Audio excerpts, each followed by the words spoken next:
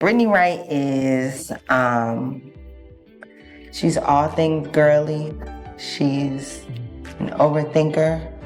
Forgive her for that. She just does that. She is a shopper. She is a wonderful friend. She loves people.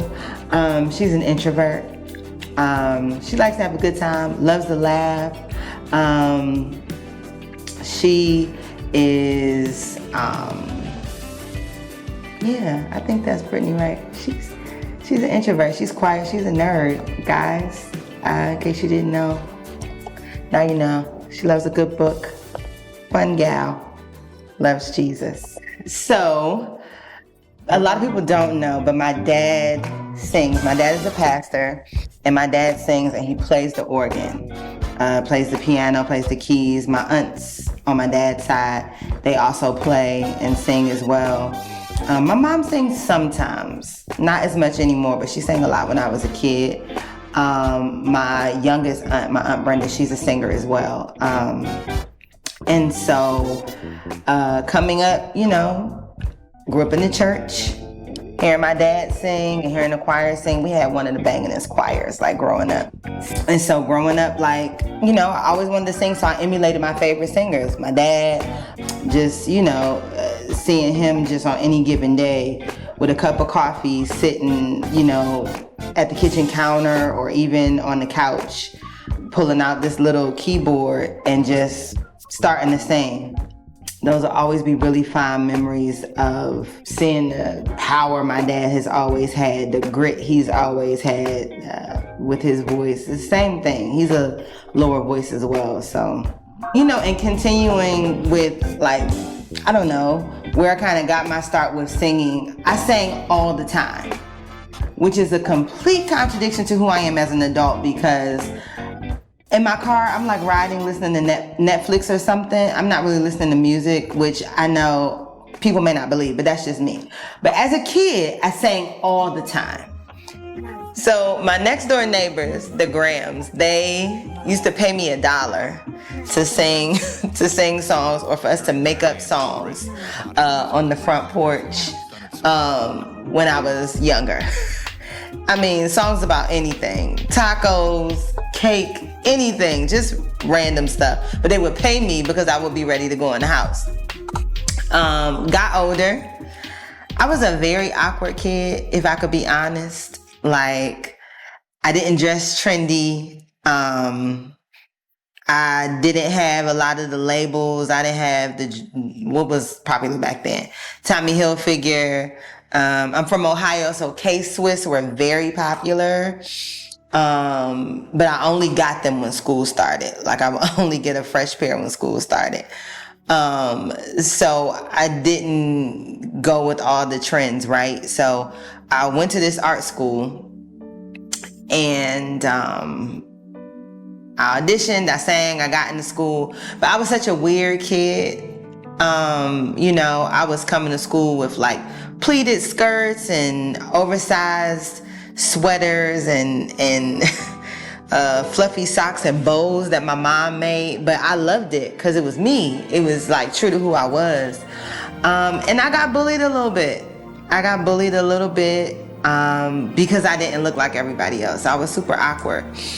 But I knew that I could sing, and I knew I loved to sing. And I had auditioned for the School of the Arts, and I was so proud of myself that I had gotten through that audition. My dad drove all the way, an hour away, to play for me for that audition. And I was so proud of myself, but I was so scared. I was so fearful of all of these kids in this choir, and I didn't look like them, and I didn't sound like anybody. And they were picking on me because I didn't look like them. And so in the 5th grade, we were getting ready for a production, and I forget what it was called. And I got my first solo, and I was scared to death. I was scared to death to sing this solo. Like, they had to almost bribe me to come out on stage because I was that terrified. And not only was I terrified of singing, but I knew that these people had been picking on me so bad. And I hadn't sang in front of anybody except for the teachers. But my teacher, Miss Michael, she believed in me so much and just knew that I could do it. You're gonna kill this solo. She was so full of personality. Oh, Brittney, you've got it. You're gonna be amazing. So we had our little berets and our little suspenders and bow ties. And again, I forget what the name of the production was, but the song that I sang was called Way Out in Left Field. And it's crazy because listening to this song as an adult has a completely different feeling and meaning to it. But it kind of goes like, first of all, it was very high back then, but we're going to bring it on down a little bit. But it's like, it's lonely way out in left field. No one ever hits the ball to me. Dandelions, daisies, and a whole lot of ground. Just me and my glove, and no one else around. It's lonely way out in left field. The coach doesn't even know my name.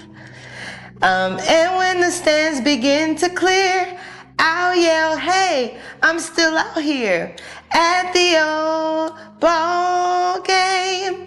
And like the verse kind of goes around again, and then it kind of talks about how at one point somebody did actually hit the ball out in left field, and I caught it, and everybody cheered. They knew my name, and they like yelled for me, and I wasn't like an outsider anymore, right?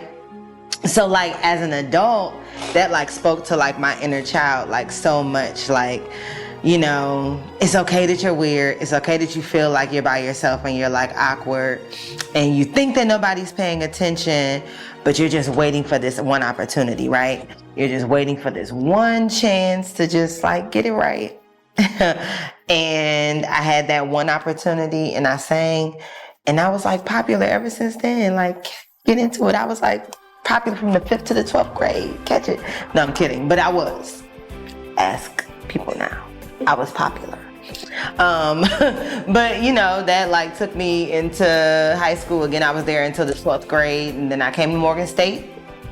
Was a part of the world-renowned Morgan State Choir and Morgan Singers. And then from there, I joined at the time Anthony Brown Answer Prayers, which changed into Anthony Brown and Group Therapy. Toured with Tone for a bit. Right when Out the Box came out, so that was a fun time. Sang with Jonathan Nelson for a bit at Empowerment Temple. Sang with James Fortune. Sang so many different places. Darren Atwater and Soulful Symphony for at least the past 20 plus years now. And getting to sing with J.J. Harrison and Youthful Praise for the past, I think, almost 10 years. So I've had a incredible stint. But that's allowed me to go from adolescence to high school to young adult to big adult. Now that's where we're going to end this age thing, to big adult. I've just been able to experience so much musically. I really feel so blessed because I always had aspirations to do what I'm doing now, but you know, so many times you can have so many aspirations. You think they're coming, they might come. You think they're on the way, they might come. But I've just been blessed to kind of just experience the world.